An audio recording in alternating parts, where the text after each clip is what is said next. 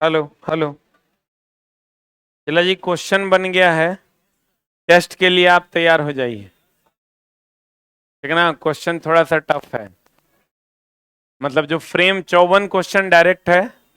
आप बाकी जो 46 क्वेश्चन है वो कहाँ से है? जो आपको वन लाइनर लिखाए हैं ना, उसी का है। अब आप कितना नंबर ला पाते हैं, ये देखने वाली बात होगी। ठीक है। अभी कल परसों से पहले का 20 सेट, परसों से पहले का 20 सेट आप पढ़ के आइएगा। ठीक है। और अब तो खैर हर 1 तारीख को होगा। ठीक है ना। जब मंथ स्टार्ट होगा तो चारों पेपर का।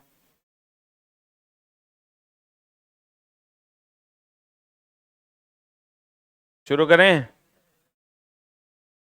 15+, 12+, 10+, 8+। Question number 1। 10 नैनोमीटर। देखो चला, 1 नैनोमीटर इज इक्वल टू 10⁻⁻⁹मीटर। तो 10 नैनोमीटर इज इक्वल टू 10⁻⁻⁹ गुना 10 मीटर इज इक्वल टू 10⁻⁸मीटर।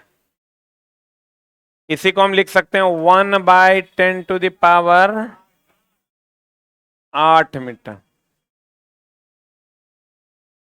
बोलो आंसर।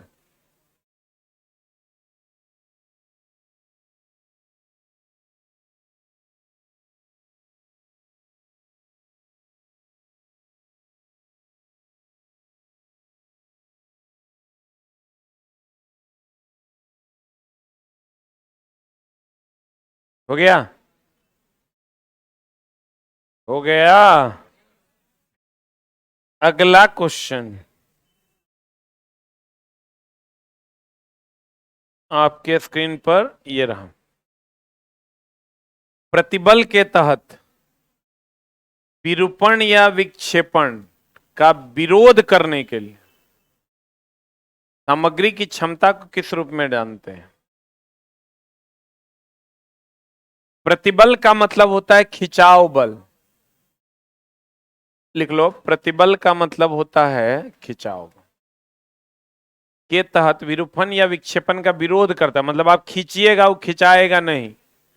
उसका विरोध करने के लिए सामग्री की क्षमता को डैश किस रूप में जाना जाता है? नमनीयता में विरूपित हो जाता है।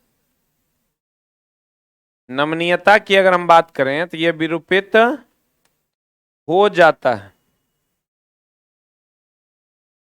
चरमलता कुछ नहीं होता। यांत्रिक सामर्थ्य, सामर्थ्य का मतलब यहां मजबूती से है।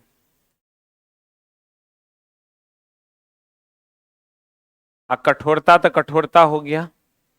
खींचिएगा, विरूपित कीजिएगा, विक्षेपित कीजिएगा, विरोध कीजिएगा, लेकिन वो अपने जगह को छोड़ेगा नहीं। यही गुण क्या कहलाता है? कठोरता। हाँ जी। बी नहीं, बी नहीं होगा। बी अगर कहता कि मजबूती, स्ट्रेंथ किसको दर्शाता है, तब यांत्रिक सामर्थ्य हो जाता है। इसका सेकंड ऑप्शन लेकिन हो सकता है, क्योंकि जो कठोर होगा वो यांत्रिक रूप से सामर्थ्यवान भी होगा। इसका सेकंड ऑप्शन बी नंबर होगा। कठोरता और चिम्मड़ता में क्या अंतर है?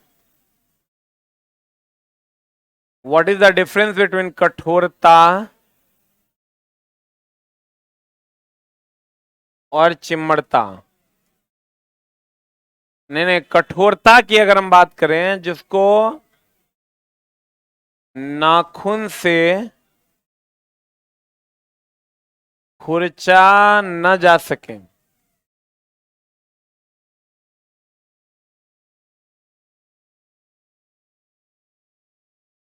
नाखून से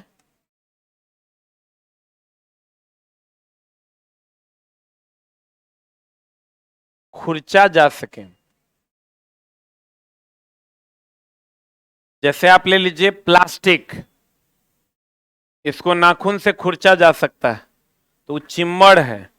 स्टील, उसको नाखून से खुरचा नहीं जा सकता, वो क्या है? कठोर है।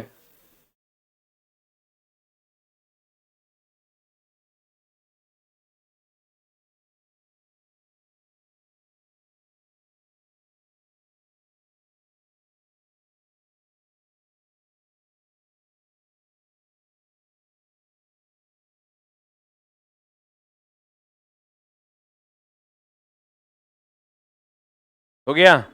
जिसको नाखून से खुरचा जा सके, चिम्मड़। जिसको नाखून से खुरचा ना जा सके, कठोर। स्टील कठोर है कि चिम्मड़ है? आप प्लास्टिक चिम्मड़।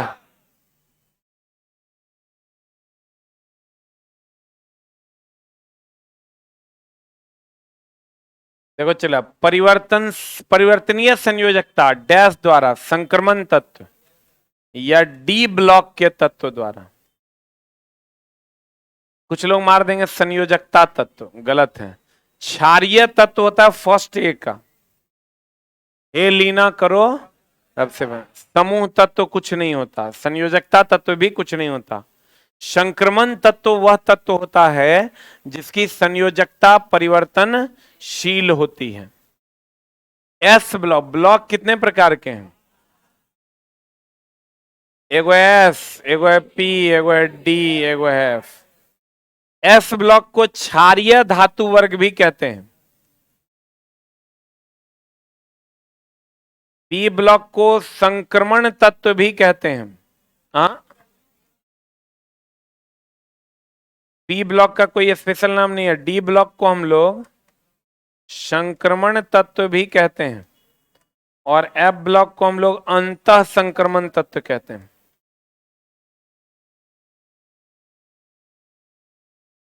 एफ ब्लॉक को हम लोग क्या कहते हैं? चला, अंतः संक्रमण तत्व। एस ब्लॉक में चूंकि फर्स्ट ए और सेकंड ए है और दोनों क्षारीय है, एस और पी के बीच में डी ब्लॉक है तो डी ब्लॉक इसलिए संक्रमण है, और डीए ब्लॉक से निकलकर एफ आया इसलिए अंतः संक्रमण।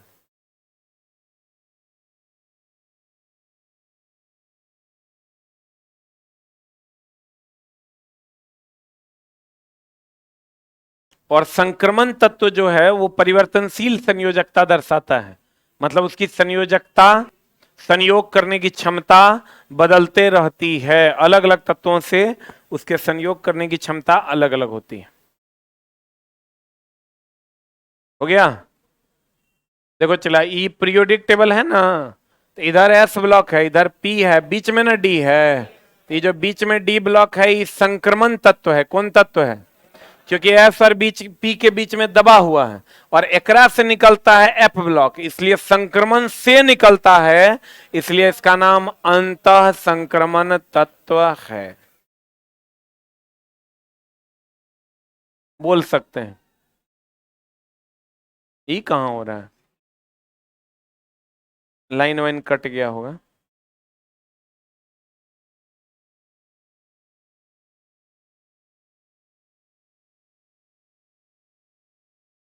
30 दिन ठीक रहेगा, एक दिन गड़बड़ हो जाएगा ना, बच्चा बकसने के लिए तैयार नहीं।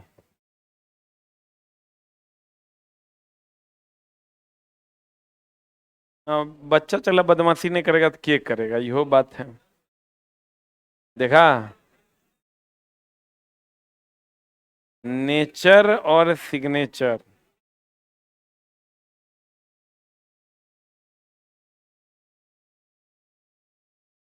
कितना सारा टेक्निकल चीज है तब जाके वहां तक लाइव पहुंचता है। क्या हो गया? हल्ला हो रहा है, नहीं देख रहा है? अभी देखो ना, कोई दिक्कत नहीं ना है? हाँ ठीक है, अभी पहले हल्ला क्यों हो रहा उन देखो। हम कह रहे हैं देखो हल्ला हो रहा है तो कहता है सर आज मटन बनेगा।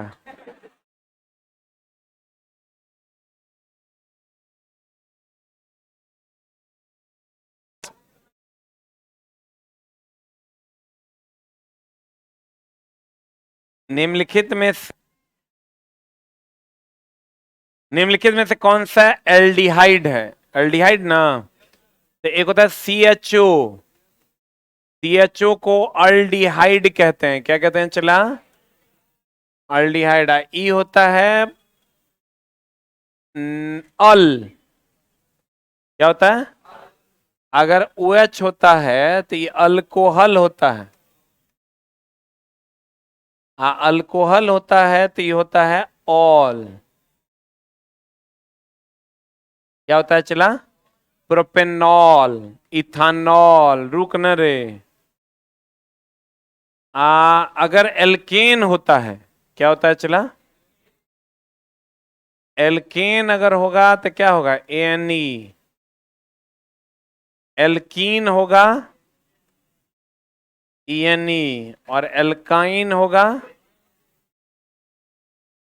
वाईएनई। अगर COOH होता है, ये तो एसिड न है रे, अम्ल है, तो ये हो जाएगा ओइक एसिड। क्या हो जाएगा? ओइक। रुक रुक रुक ना, रुक ना, हे रे। अब जैसे प्रोपीन है, कराल्डिहाइड, प्रोपीन है ना, तो प्रोपीन है मतलब ये एल्कीन है। प्रोपेनॉन है मतलब कीटोन है। प्रोपेनॉन है मतलब ये क्या है? कीटोन है। प्रोपेनल है, प्रोपेनल है, तो ये अल्डिहाइड है। प्रोपेनॉल है,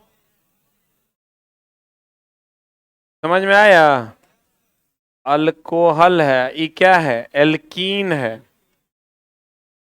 आई प्रोपेनल है तो एल्डिहाइड है।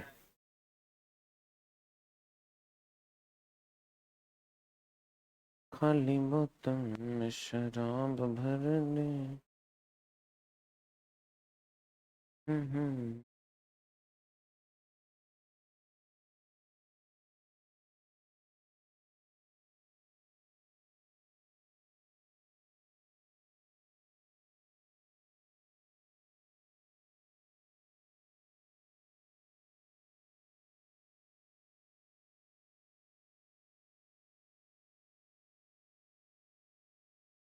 ये कर फोन आ रहा है, रिसीव कर ना लो, बहुत बार आ गया।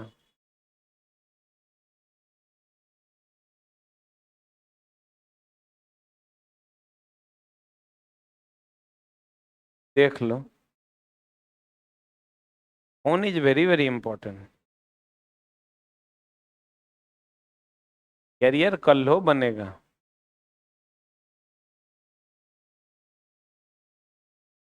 हो गया। मेन तुमको बाबू मेरे अल्डिहाइड और अल्कोहल में, अल ऑल में फंसाएगा। पढ़े? वही के सी,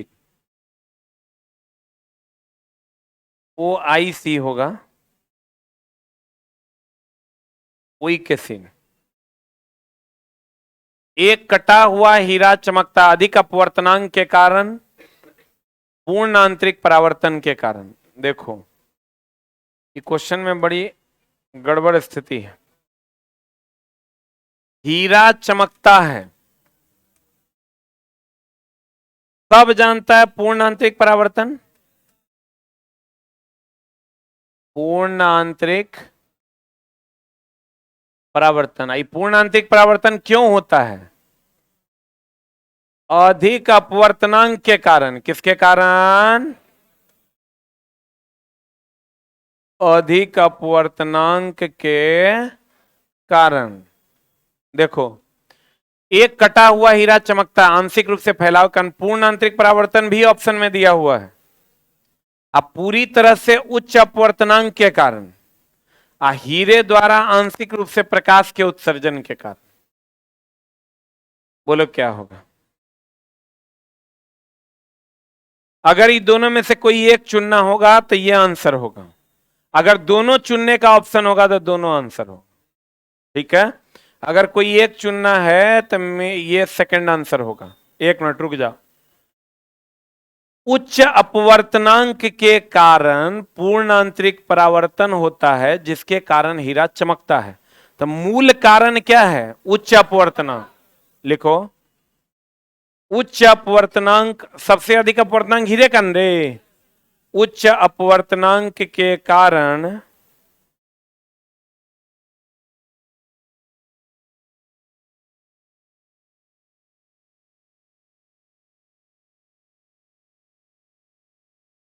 उच्च अपवर्तनांक के कारण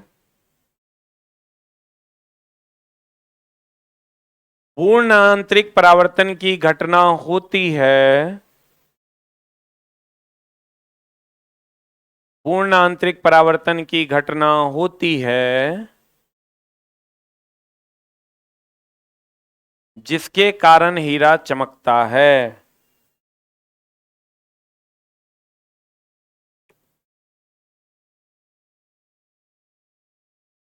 जिसके कारण हीरा क्या होता है, चमकता। तो आंसर क्या होगा, उच्च अपूर्णांक। दोनों चुनने का रहेगा तब दोनों हो जाएंगे।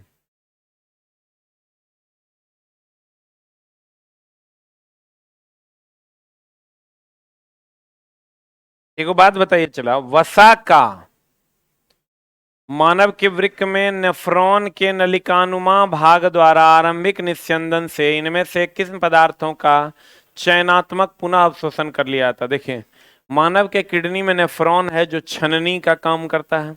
तो पहले ये सभी पदार्थों को छान लेता है, और छानने के बाद जो इसका उपयोगी पदार्थ होता है जिसको ये उपयोग करना चाहे, दवाई वाई जितना हम लोग खाते हैं सबको छान लेता है, और जो उपयोगी पदार्थ होता है उसको फिर से क्या करता है, एब्जॉर्ब कर लेता है। एब्जॉर्ब करके शरीर को लौटा देता है। तो कहता है मानव वृक्क में नेफ्रॉन के नलिकानुमा भाग द्वारा आरंभिक निस्यंदन, आरंभिक छननी से इनमें से किन पदार्थों का चयनात्मक पुनः अवशोषण कर लिया जाता है। जितना भी तुम्हारा ग्लूकोज और खनिज लवण, ग्लूकोज और इसका पुनः अवशोषण होता है, लेकिन वसा, प्रोटीन, कार्बोहाइड्रेट, इस सब का अवशोषण कहां होता है, छोटी आंत में। लिख लो, किडनी में। कहां पर चला, किडनी में।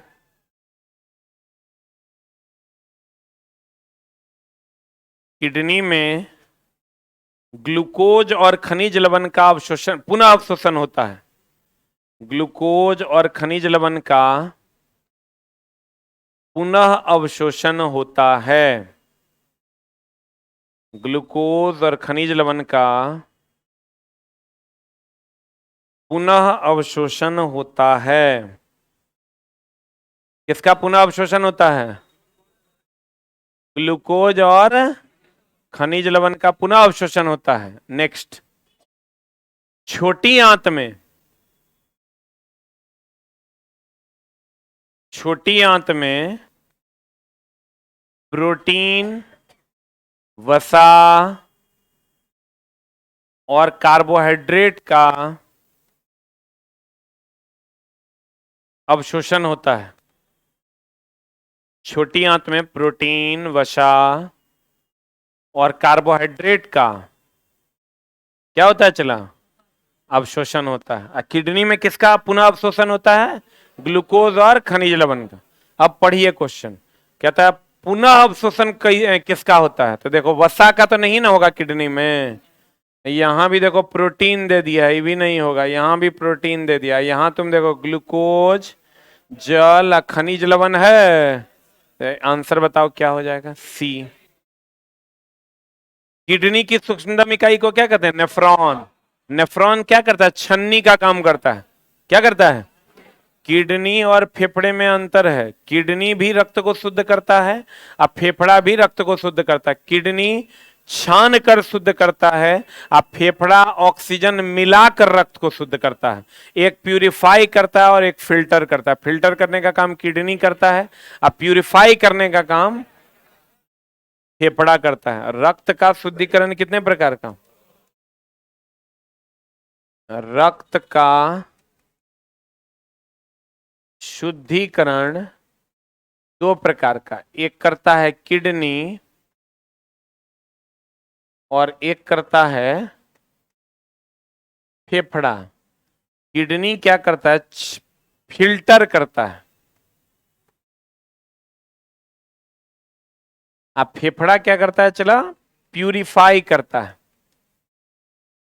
कि छान कर शुद्ध करता है।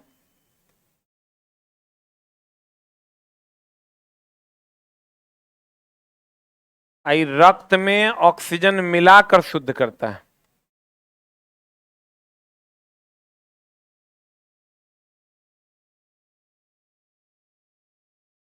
ये ऑक्सीजन मिलाने का काम कौन करता है, कार्बन डाइऑक्साइड लेकर ऑक्सीजन देने का काम एल्वियोली करता है। इस बार ग्रुप डी में खूब पूछा है, एल्बियोली जो है ये ऑक्सीजन लेता है और कार्बन डाइऑक्साइड लेता है, ऑक्सीजन देता है। फेफड़ा का भाग है ये एल्वियोली। किसका भाग है ये? फेफड़ा का। इस बार का एकदम ट्रेंडिंग क्वेश्चन था दोस्त। किसका भाग है ये? फेफड़ा का भाग है। ये ऑक्सीजन देता है और कार्बन डाइऑक्साइड क्या करता है? ले लेता है। हम ये कह सकते हैं गैस का विनिमय करता है ये। विनिमय मतलब इंटरचेंज ना। गैस का विनिमय करता मतलब क्या करता? इंटरचेंज करता है। ऑक्सीजन देता है और कार्बन डाइऑक्साइड लेता है।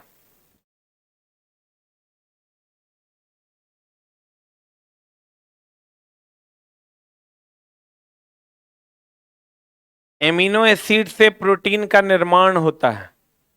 जैसे हम कोशिका नहीं हैं, लेकिन हम कोशिका से निर्मित हुए हैं। दोनों में फर्क ना है।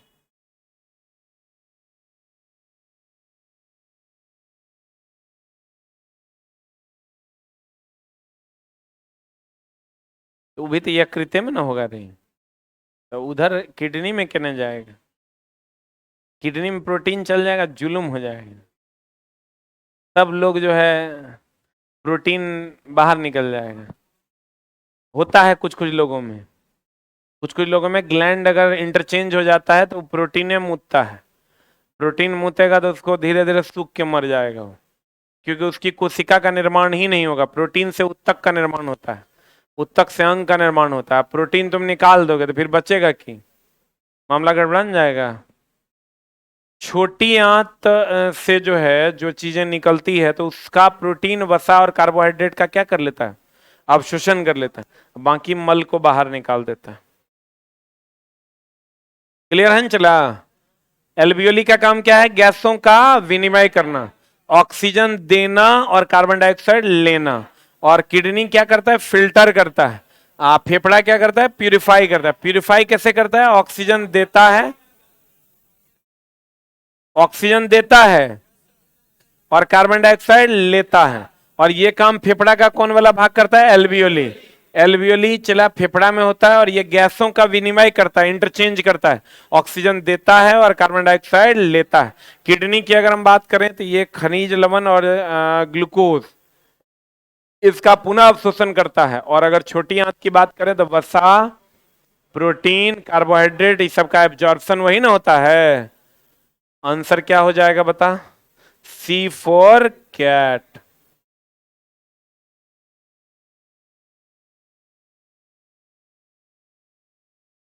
अगला क्वेश्चन पढ़िए चला जी, पढ़िए।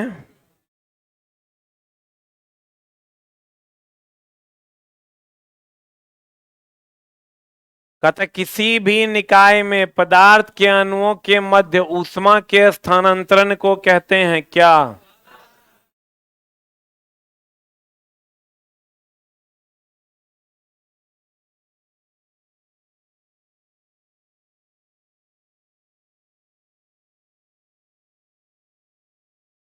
तो लगता है इतना आसान है? इतना आसान है? किसी भी निकाय में पदार्थ के अणुओं के माध्यम से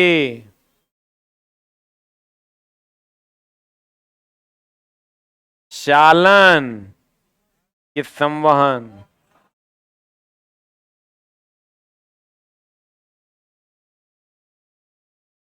पदार्थ के अणुओं के माध्यम से। जैसे हम अगर बच्चों के माध्यम से वहां तक ये पेन पहुंचाए, अब मेरे द्वारा पेन यहां से वहां पहुंचाया गया, माध्यम से नहीं। अगर हम आपके माध्यम से कलम यहां से वहां पहुंचाई, चालन है। अब मेरे द्वारा कलम वहां पहुंचाया गया, इस संवहन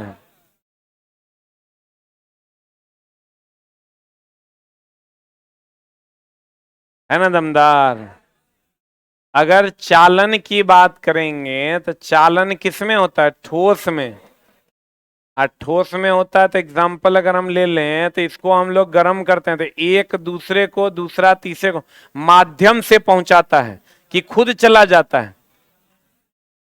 और अगर संवहन में बात करेंगे तो संवहन में चला द्रव और किसमें होता है? गैस में।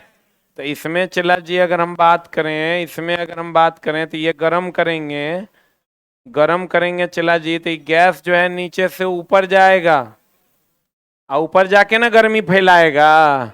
तब अणुओं के द्वारा हुआ, आई अणुओं के जैसे हम बच्चों के माध्यम से कलम वहां पहुंचाए, ये चालन हुआ। हम जाके कलम वहां दे दिए, संवहन हुआ। तो ये हो गया माध्यम से। क्या हो गया ये?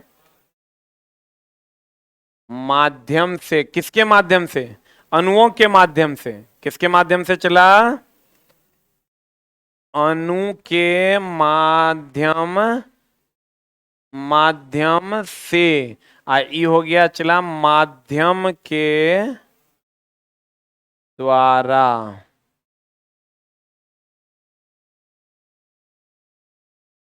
भग चुप। हाँ बोल। नहीं होता है। कहाँ हो रहा है? उष्मा का स्थानांतरण। जैसे हम तोरा दे रहे हैं, तू ओकरा दे रहा है, तू ओकरा दे रहा है, तो अणु का स्थानांतरण गति हो रहा है क्या? चालन में गति होता है। ई कण यहां से उठ के यहां जाता है। हाँ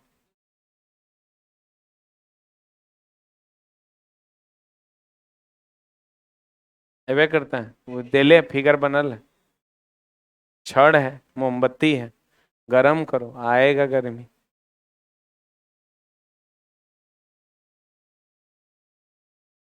गति हो रहा है हर चोटाई। ई कण उठ के छड़ का यहाँ चलाता है। जैसे पानी में बुलबुला यहाँ से यहाँ जाता है, ई कण यहाँ से उठ के यहाँ आता है क्या? जो कण जहाँ है वहीं रहेगा। गति हो रहा है। ता कह की रहा है? कह रहा है तू गति हो रहा है। या उष्मा संचरण की वह विधि है जिसमें उष्मा का संचरण एक स्थान से दूसरे स्थान तक बिना अणुओं की गति के कारण होता है, उसे संवहन कहते हैं। अणुओं की गति के कारण होता है, उसे संवहन कहता है। बिना अणुओं की गति के होगा चालन, अब बिना माध्यम के हो जाएगा विकिरण। लेकिन सर सिंपल सी बात है, क्वेश्चन तो उल्टा है, ये है हम उल्टा है तो इसीलिए लाए हैं। अब तुम उल्टा क्वेश्चन हम तरह पढ़ाएंगे, तू अपने हमरा कंफ्यूज करके उन्हें एने उन्हें टहलाएगा। तो कल से लाएंगे, वेग को दुगुना कर देंगे तो गति ऊर्जा कितना गुना होगा? यही चाह रहा है तुम लोग। जैसे चला भावनाओं को समझना ना पड़ेगा। क्वेश्चन ये हमर नहीं है। जैसे हम इसको दिए, उसको दिया, उसको दिया, तो माध्यम स्टूडेंट माध्यम बना और पेन वहां पहुंचा। ई इसको दिया, इसको दिया, इसको दिया, इसको दिया। ई उठ के यहां नहीं आया, माध्यम से गया। हम उठ के वहां चले जाएंगे तो माध्यम का कोई जरूरत नहीं। तो माध्यम से कह रहा है, इसका मतलब क्या हो जाएगा? चालन। अभिवहन। अभिवहन होता है चला रक्त का, द्रवों का बहना। अभिवहन, अभिवहन का मतलब मेनली बहना है। कभी कभी अभिवहन को चालन भी मान लिया जाता है, लेकिन बहुत कम, रेयर ऑफ द रेयरेस्ट है वो।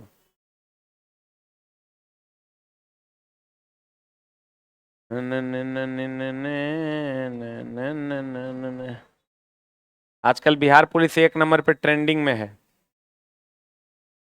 क्वेश्चन देख रहा है ना यूपीएससी। लेकिन इस बार ऐसा नहीं रहेगा।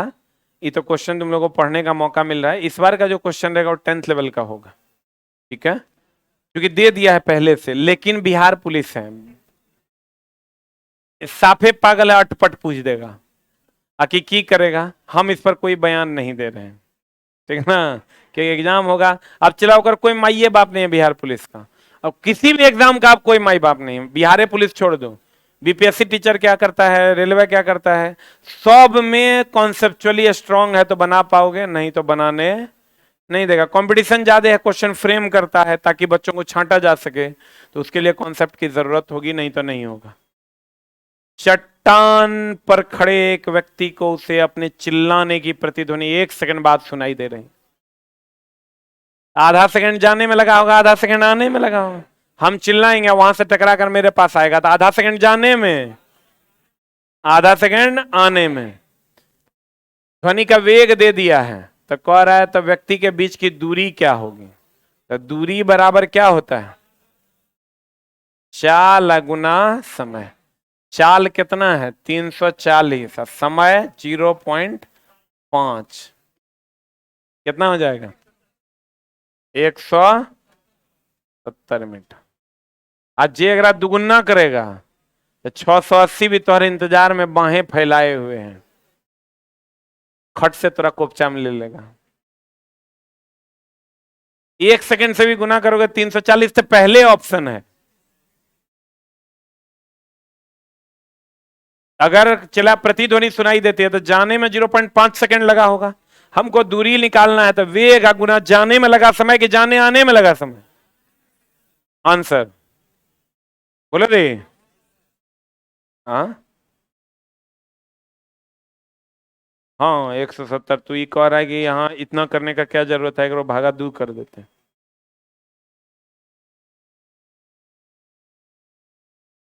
अरे जुगाड़ एकरा में 100 लग सकता है कि अगर 340 मीटर पर सेकंड से गया है, जाकर आया है, इसका मतलब 170 मीटर गया होगा। जुगाड़ तो 100 लग सकता है। विद्वान आदमी तो आप लोग है ही हैं।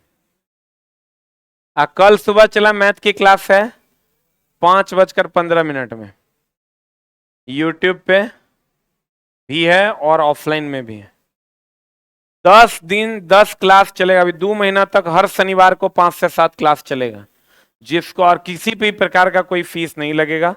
फाउंडेशन वाले बच्चों के लिए ये होगा।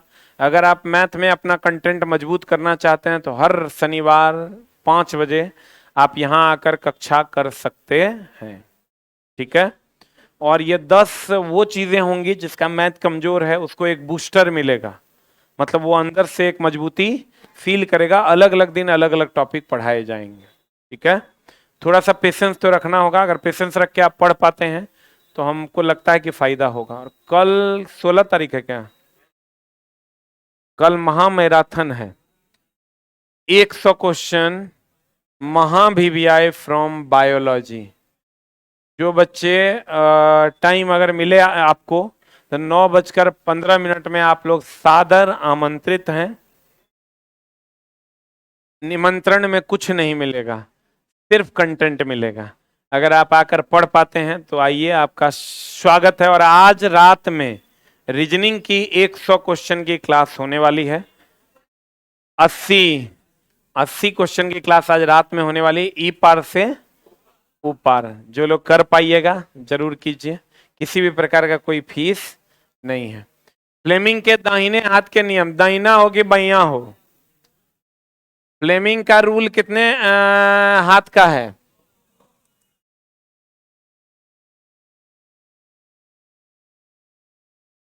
फ्लेमिंग है एक बाएं हाथ का नियम और एक दाएं हाथ का नियम। बाएं हाथ का नियम किसके लिए है? मोटर। दाएं हाथ का नियम जनरेटर के लिए। इसमें 3 उंगली का प्रयोग किया जाता है। बोलो रे। कौन कौन? मध्यमा, तर्जनी। ई चुंबकीय क्षेत्र की दिशा कौन दर्शाता है? तर्जनी या प्रथमा भी इसको कहते हैं। आप प्रेरित या उत्पन्न धारा मध्यमा। चालक पर लगने वाला बल अंगूठा।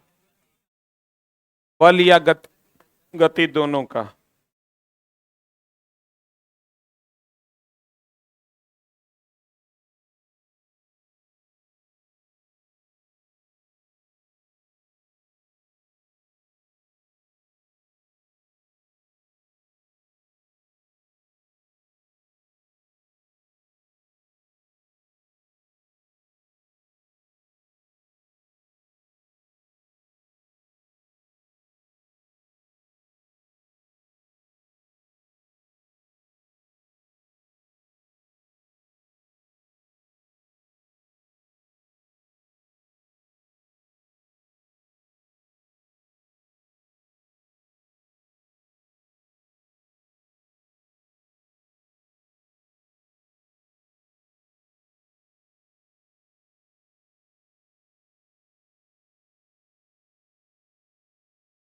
हेलो हेलो हेलो, हो गया आंसर? बी फॉर बॉल न रे। तर्जनी चुंबक प्लाज्मा झिल्ली के अंदर डैश एक तरल पदार्थ होता है। तरल पदार्थ कोशिका द्रव्य न है रे, बोलो न रे। क्रोमेटीन का क्या काम है? ये जालीनुमा स्ट्रक्चर है चला। क्रोमेटीन जो है ये जालीनुमा नेट टाइप नेट होता है, ये जालीनुमा भाग है ये। केंद्रक जानवे करता, केंद्रक कहां नहीं होता है? जीवाणु में केंद्रक नहीं होता है। प्रोकैरियोटिक जितना भी है अविकसित, जीवाणु में नहीं। माइटोकॉन्ड्रिया सबको पता है, ऊर्जा का निर्माण, एटीपी का निर्माण, पावर हाउस।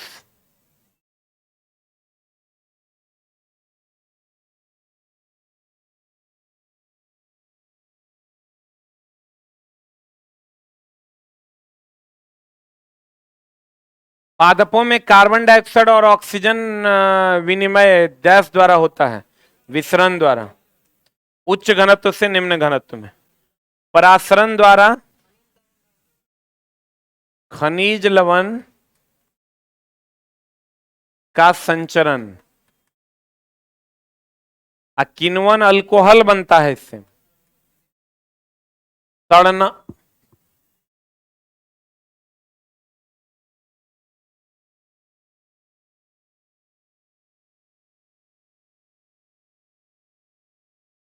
क्या बनता है? अल्कोहल। प्लाज्मोलाइसिस हो गया, प्लाज्मा का टूटना। लाइसिस का मतलब क्या होता है? टूटना। किण्वन में कौन सी गैस निकलती है? Carbon dioxide. इथाइल अल्कोहल बनता है। किण्वन में कार्बन डाइऑक्साइड निकलता है। क्या निकलता है चला? लाइसिस का मतलब क्या होता है? टूटना। हाइड्रोलाइसिस, हाइड्रोजन का टूटना। इलेक्ट्रोलाइसिस, इलेक्ट्रॉन से टूटना।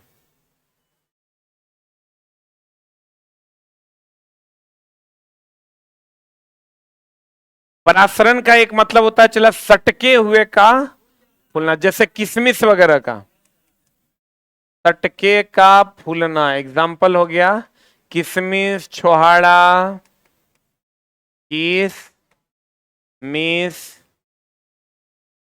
छोहाड़ा, ये सबको डाल दोगे पानी में तो फूल जाता है। हो गया? अरे हुआ? कौन सोसिया रहा है रे? हाँ, इस तरीके।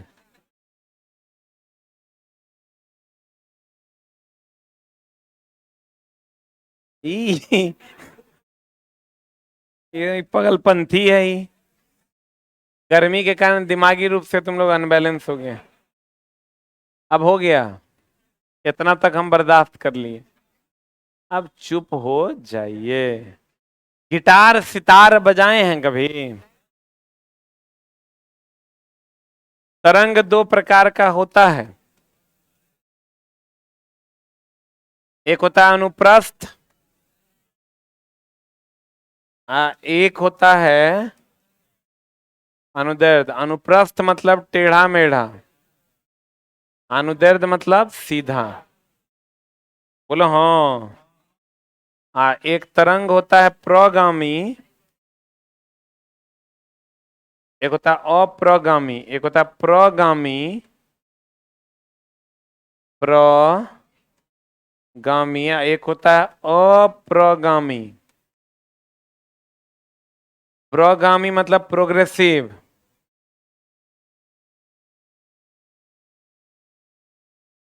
अप्रगामी मतलब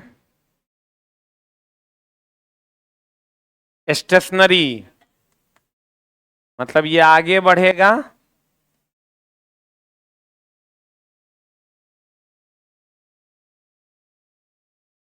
स्टेशनरी बोले तो ये क्या रहेगा?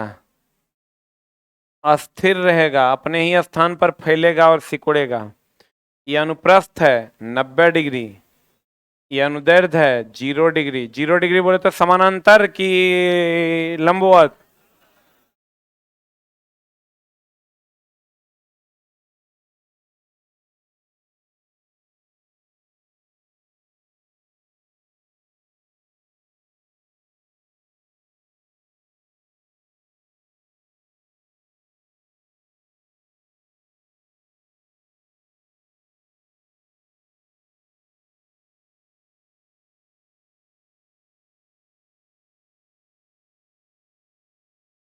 स्टेशनरी और ये हो गया प्रोग्रेसिव, ये हो गया स्टेशनरी।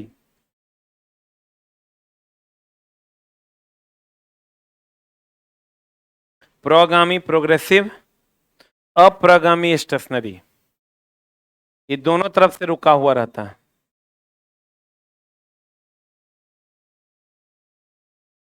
हो गया?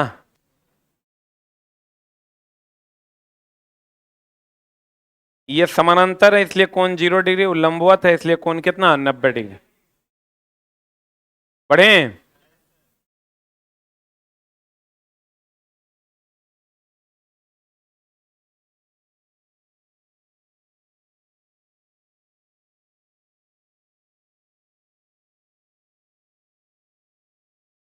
सितार गिटार देखे हैं कैसा होता है? ऐसे से करके नहीं बजाता है रे। क्या करता है बता, आंसर बता। ए की बी की सी की डी। अप्रोगामी होता है ये। क्यों चिल्ला? क्योंकि इसका दोनों एंड तो फिक्स ना होता है रे। तार तो यहां से भी फिक्स है, यहां भी फिक्स। तो प्रोगामी कि अप्रोगामी? अब बच गया। चिल्ला, ऐसे ऐसे होता है तार, ऐसे ऐसे ना होता है। तो क्या होगा, अनुप्रस्थ की अनुदैर्ध्य? आंसर बताइए। D for dog.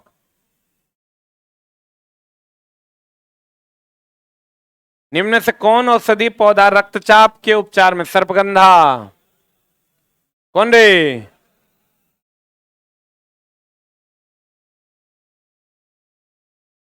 औषधि पौधा रक्तचाप के उपचार में सबसे अच्छी औषधि है कौन? सर्पगंधा।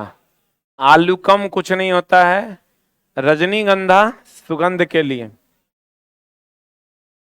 महिलाएं यूज करती हैं। वो जो गजरा नहीं होता था, तबायफ लोग लगाया करती थी मुजरा उजरा में, गजरा फेंक देता था तो कहता था ठाकुर। हाँ, याद है वो सब सीन? बहुत पहले हुआ करता था वो सब। ऐसे गजरा निकालते थे, ये लो। उचला रजनीगंधा पुष्प होता है, नव मल्लिका कुछ नहीं होता है। एक होता है कुनेन, मलेरिया की दवा। कुनेन मलेरिया की दवा। Betadine antiseptic. बीटाडीन क्या? एंटीसेप्टिक।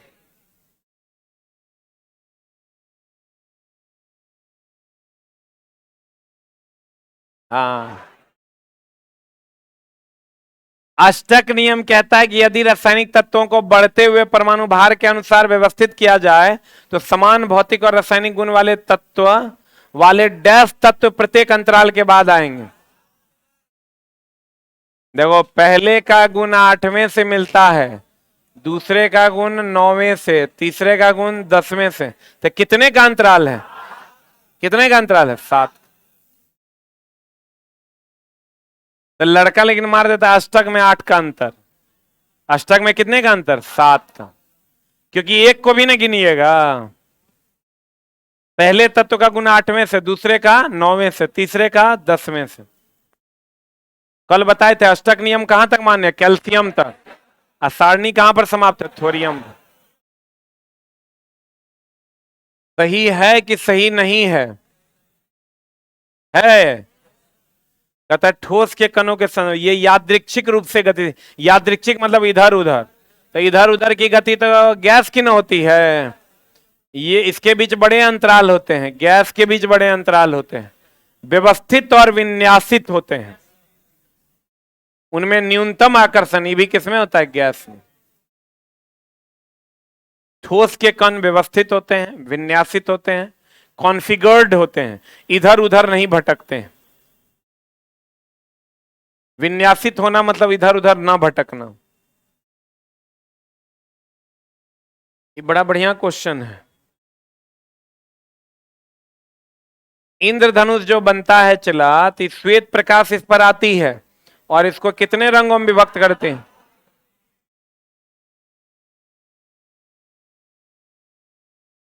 7 रंगों में क्या करता है चला? विभक्त। तो ये जो 7 रंगों में विभक्त होता है, ये क्या है?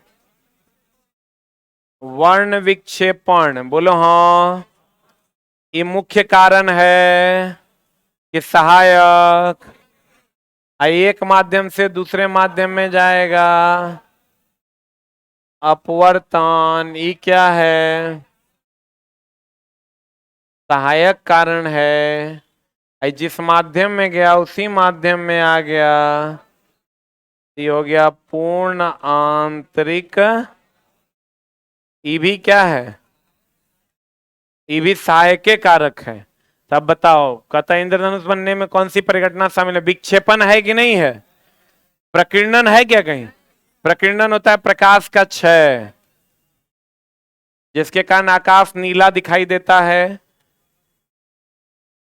खतरे का रंग लाल दिखाई देता है, आसमान के नीचे पानी का रंग नीला दिखाई देता है। अपवर्तन और पूर्ण आंतरिक परावर्तन तो है, ये है देखो, यहाँ अपवर्तन है, यहाँ पूर्ण आंतरिक परावर्तन, तो आंसर क्या हो जाएगा? प्रकीर्णन।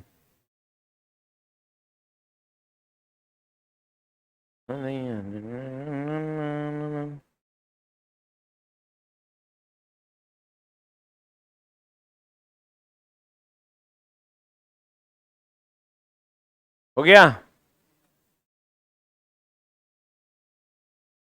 पढ़ें?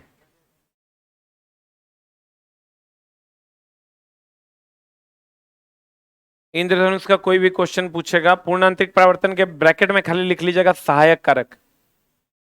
वर्ण विक्षेपण क्या है? मुख्य कारक।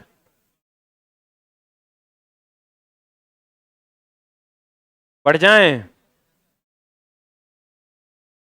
वाह, अभी तो बाबू हमारे फिगर शुरुए किया है। तो ना क्या कर रहा था इससे पहले? क्वेश्चन पढ़ रहा था। 7 गो रंग होता है, तेरा 14 गो दे दिया। साफे लाइफ को सीरियस नहीं ले रहा है रे। हाँ, हम बेसी नहीं न दिए हैं। नहीं ना, आराम से लिखो। क्या किया देखो, जब हम बोले लिखो, ऐसा ऐसा कर दिया, ऐसे कर लिया, ऐसे कर लिया।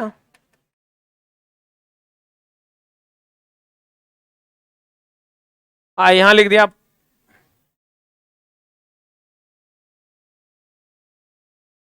सब बुझ गया ही।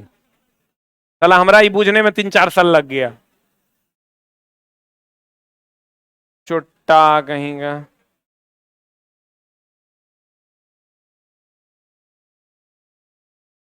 मतलब पढ़ रहा है कि मजाक कर रहा है? चला, थोड़ा लगेगा मजा। वैकेंसी है वो करता है, चलिए 21,000 बिहार पुलिस का वैकेंसी आके चला गया ना। चलिए गया, 10 दिन में चल जाएगा। 1,74,000 उधर टीचर वाला आके चला गया। 2,000 बिहार में एसएससी चल गया लौट के। चल नहीं गया बीएसएस। आने वाले समय में तुमको और भी वैकेंसियां बिहार सरकार की देखने को मिलेगी। केंद्र सरकार का भी आएगा। और चला गया। बहुत लोग ग्रुप डी का इसमें से भी फॉर्म भरे थे, रुक गए। क्यों रुके? क्योंकि लाइफ को सीरियस नहीं लिए। लोग वैकेंसी आएगा आएगा आएगा, नहीं आएगा नहीं आएगा नहीं आएगा, एक बार आएगा चला भी जाएगा। जगरा लेके जाना है वो चला जाएगा, जो बचना है वो बच जाएगा। ये डिसाइड करने में वो लगल है कि वैकेंसी आएगा कि नहीं आएगा। पढ़ने रहा है बस, ये चल रहा है। सीईटी अगर चला, सीईटी के बारे में बात चल रही है, सीईटी पर हम एक वीडियो कल बनाएंगे, क्योंकि बहुत रायता फैल गया। सीईटी एक्चुअल में जबरदस्ती डराने वाली बात है ही नहीं। सीईटी तुम्हारा कुछ नहीं उखाड़ सकती, क्योंकि खास करके बिहार के बच्चों को एक ही चीज परेशान करेगी, वो है इंग्लिश। 50% चांस है कि इंग्लिश हिंदी ऑप्शन में दे देगा, तब तो फिर सोचने नहीं है। ओके, एग्जाम हॉल में हिंदी पढ़ल जाएगा। लेकिन इंग्लिश अगर दे दिया ना चला 15 नंबर का, तो इंग्लिश दे देगा तो बहुत ज्यादा हड़बड़ाने की जरूरत नहीं, लैंग्वेज है, उसको महीना 2 महीना अगर जबरदस्ती तोरा पढ़ना ही पड़ेगा, 2 महीना में तो पढ़ खत्म कर दे। बाकी सब पेपर जैसा था वैसा ही रहेगा। ऐसा थोड़े कि इंग्लिश में पास करेंगे तभी नौकरी होगा रेलवे में, ऐसा कभी नहीं होगा। तो चला आपको इंग्लिश भी रहेगा लेकिन उसके पासिंग मार्क्स की जरूरत नहीं होगी। तो आराम से हम लोग इधर 15 नंबर का वो रहबो करेगा तो 5-7 नंबर भी उधर से। अब 5-7 नंबर इंग्लिश में लाना बहुत मुश्किल काम नहीं है। एंटोसाइनो रट लो, फ्रेज रट लो, 10 गो टॉपिक रट लो और 7 गो नंबर लेके चलो, फिक्स है वो सब क्वेश्चन। इसलिए बहुत ज्यादा डरने की जरूरत नहीं है, आएगा तो आएगा। उसके लिए चला हम भी तैयार हैं। एक ही को सब्जेक्ट परेशान करेगा वो है इंग्लिश, और उसका हम चला तुमको विश्वास दिलाते हैं कि बहुत अच्छा अच्छा चीज है इंग्लिश में। अगर सही तरीके से प्लान किया जाए तो महीना 2 महीना में उसको पढ़ के खत्म किया जा सकता है। 2 महीना बहुत हो गया, 2 घंटा डेली का क्लास लगेगा ना, तो 2 महीना के बाद डेली सेट अगर प्रैक्टिस किया जाए 2 महीना में तू क्वेश्चन बनाना शुरू कर देगा। तो इसलिए टेंशन लेने की कोई आवश्यकता नहीं है। बाकी पेपर पे आप ध्यान दीजिए। और सीईटी करवाना इतना आसान काम भी नहीं है। पेपर वाला क्या करता है वो हमरा नहीं पता है। हिंदुस्तान वाला फोन करते रहता है कि सर बताइए ना आने वाली वैकेंसी पर एगो लेख लिख के दीजिए, हम छाप देते हैं। लड़का तू देखेगा अरे बाप रे पेपर में आ गया वैकेंसी आने वाला है, लिखा के है तो कोनो मास्टर काहे लिखा, काहे को कोचिंग चलाना है। तो भैया पेपर में क्या आता है वो छोड़ दो, सीईटी का नॉर्म्स क्या है समझो। 10th लेवल पे सीईटी होगा, पूरे इंडिया का बच्चा 10th लेवल पे एक एग्जाम देगा, 12th लेवल पे एक एग्जाम देगा, ग्रेजुएशन लेवल पे एक एग्जाम देगा और पीजी लेवल पे एक एग्जाम देगा। इस सब एग्जाम को कंडक्ट करवाना भारत सरकार के मौसा के दिन है, करवा देगा। चला एगो एग्जाम 1 करोड़ फॉर्म गिरता तो 4 साल लगता है, अब वो कह रहा 6 महीना पर करवाएंगे, साल में 2 बार करवाएंगे। अरे पगला, तो अब घर बैठ के लोग परीक्षा देगा तो यो नहीं होगा। जो चला 12th में बैठेगा वो ग्रेजुएशन में भी बैठेगा, जो 12th में बैठेगा ग्रेजुएशन में बैठेगा वो 12th में भी बैठेगा, जो पीजी में बैठेगा वो ग्रेजुएशन में बैठेगा, 12th में बैठेगा, 10th में बैठेगा। लेते रहो परीक्षा। जैसे कोई कुछ बोला कुछ बोल दिया, ले भी लेगा ना तो हम लोग दे भी देंगे। बहुत ज्यादा हड़बड़ाने की जरूरत है, हम है ना, चला काहे टेंशन ले रहा। 100 जो सिलेबस में बदलाव कोई तुम आज बताओ, हिस्ट्री सिविक्स ज्योग्राफी इकोनॉमिक्स तू अभियो पढ़ रहा है, मैथ रीजनिंग साइंस नहीं ना हटा देगा, वो अभियो पढ़ रहा है तभियो पढ़ा। मेन सबका सेम है, ट्रेड अभी भी पढ़ रहा है, ट्रेड कल भी पढ़ेगा, बेसिक साइंस अभी भी पढ़ना है, कल भी पढ़ना, क्योंकि मेन सब अलग अलग, रेलवे अलग लेगी, एसएससी अलग लेगी, बैंक अपना मेंस अलग लेगी, क्योंकि सबका रिक्वायरमेंट अलग अलग है। अब जरा इंग्लिश आता होगा ट्रेन चलाने नहीं दे देगा।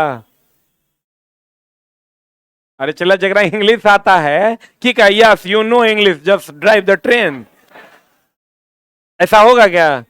अरे वो चोट्टा को फिजिक्स आना चाहिए तभी ट्रेन चलाएगा वो। तो इसलिए मेन सबका अपना अपना होगा। जो बैंक का तैयारी करता है वो चला ट्रेन चला पाएगा? वो छोटा रीजनिंग पढ़ता है, इंग्लिश पढ़ता है, मैथ पढ़ता है, उसको साइंस की जानकारी है ही नहीं, तो कभी भी ट्रेन चला नहीं पाएगा। कोनो तार को छू लेगा, कुछो पहने रहेगा तो गड़बड़ जाएगा।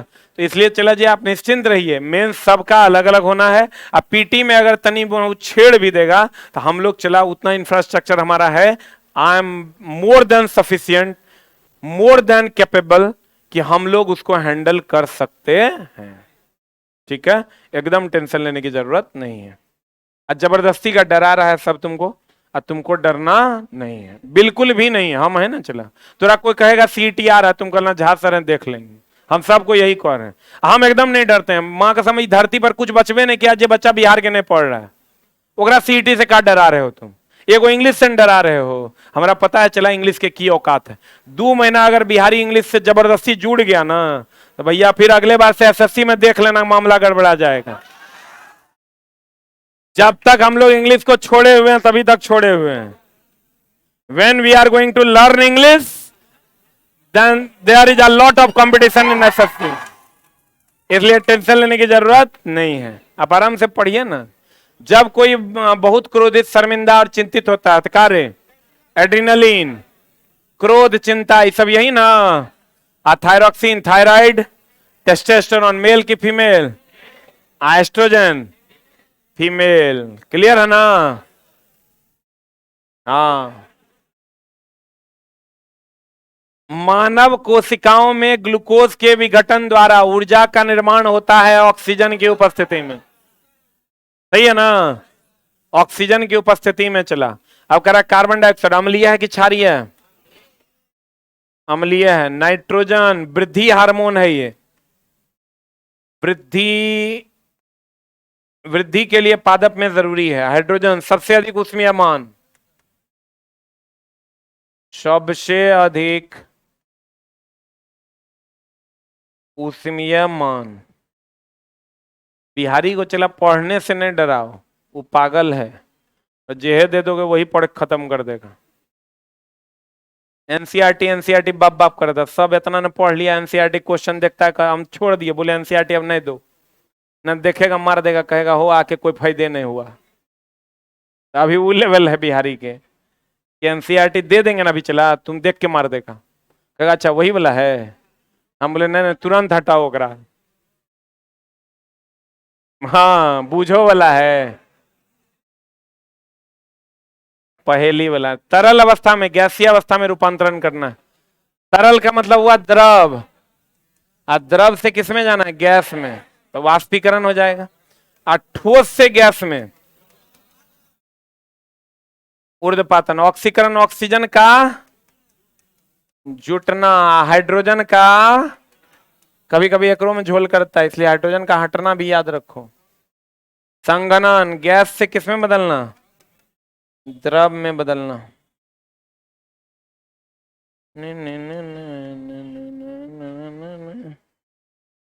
गैस से किस में बदलना? द्रव में।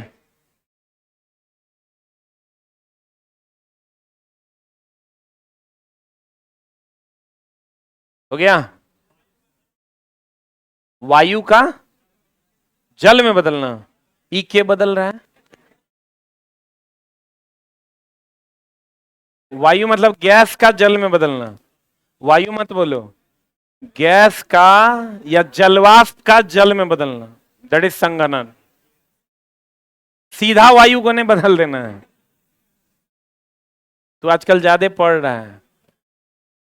ये बात जो चला कह देता वायु को जल में, तो हम तो नहीं पढ़े हैं, अब कहीं होगा, और तू कह भी रहा है कि किताब में होगा, तो हमरा कहो ना, हम मान लेंगे। न रे चला, कोई नहीं पढ़ा होगा वायु को द्रव में बदलना, लेकिन तू कहेगा, कहे कि तोर ऊपरों के दूगो बटन खुलल है। चला कोई पढ़ा है वायु को द्रव में बदलना, लेकिन एक और किताब में है। स्टैंड अप, ला देगा ना? देख लो बाबू, मर्द आदमी है, कह रहे ला देंगे, तो हम सीख लेंगे, हम अपनी हार स्वीकार करेंगे, और स्वीकार है हमको कि बच्चा से हार जाना चला। अर्जुन से द्रोण हार गया, शिष्य अगर हरा दे तो इससे बड़ा गर्व की बात गुरु के लिए नहीं हो सकता। लेकिन बाबू तू अगले क्लास में लेके आना, जैसे हार हो तो पता तो चले कि हम हारे, ना तो मामला गड़बड़ा ना जाएगा। लेके आएगा ना? सोच लो।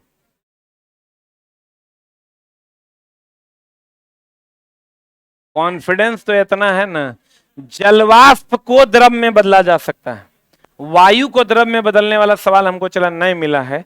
अगर होगा भी, मान लेते हैं अगर होगा, तब भी गैस को द्रव में बदलना संघनन कहलाता है, ठीक ना? तो अगर होगा भी तो चलो रहने दो, हमरा नहीं खोजना, हम हार गए, हम अपनी हार स्वीकार करते हैं, क्या हो जाएगा। लेकिन चला एक बार दिखा दोगे ना, तो हम कंफर्म हो जाएंगे, तो हम पढ़ाने लगेंगे फिर। मेरा बात समझ रहा है?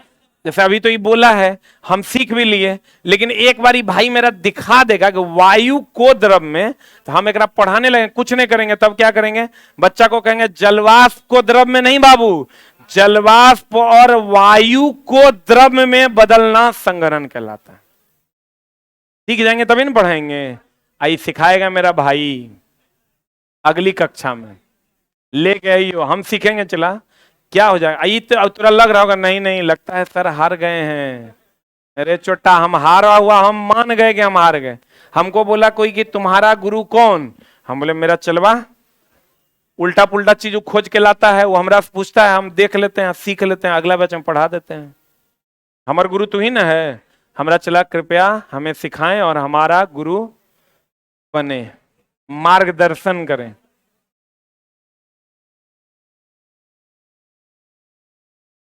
निम्न से किस कारण उपयोग प्रकाश के विक्षेपण की परिघटना का अध्ययन? स्पेक्ट्रोमीटर।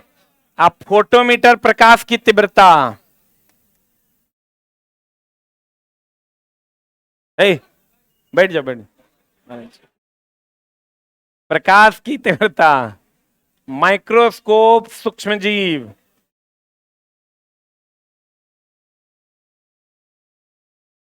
एनीमोमीटर वायु की चाल। कभी कभी कुछ कुछ चला छूट जाता है हम लोग से भी, इसलिए हम अब बहुत ओवर कॉन्फिडेंस नहीं होते हैं कि नहीं होगा। हो ही हो सकता है, चलवा सब बहुत पड़ता है मामला, हम लोग को चला टाइम नहीं मिल पाता है। हो गया? अरे बोल लो। एनीमोमीटर। तू चला ये मत भूलना कि हम भूल गए, अगला दिन हम पूछ लेंगे। वायुयान की चाल। और चला संडे, कल मिलेंगे हम लोग रात में कितने बजे? 9:15 में बायोलॉजी के 100 क्वेश्चन के डिस्कशन के साथ। कल भोरे एलपी का टेस्ट है। अब भोरे कल 5 बजे से मैथ का बेसिक क्लास है। चला खुद से ही प्रॉमिस करो कि मैथ और साइंस का बेसिक जब भी होगा उसको छोड़ेंगे नहीं, कुछ ना कुछ सीखवे करेंगे।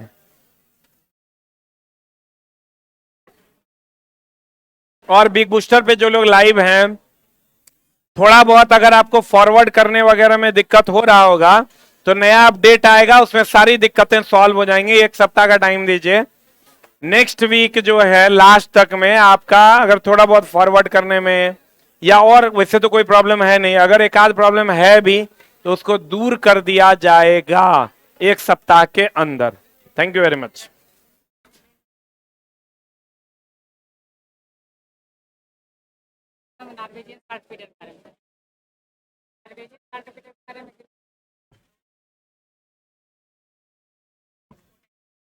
देखो वो जो है वो क्वेश्चन नहीं था नॉर्वेजियन साल्ट पीटर, तो यही लड़का उस दिन बोला था कि क्वेश्चन आया हुआ, आज कह रहा कि सर नहीं मिला, साल्ट पीटर मिला है। बेटा तो हम कहते हैं हमारी बात काहे नहीं मानता है। कल कल थोड़ा सा बात करेंगे जब सब बैच रहेगा पूरा तब।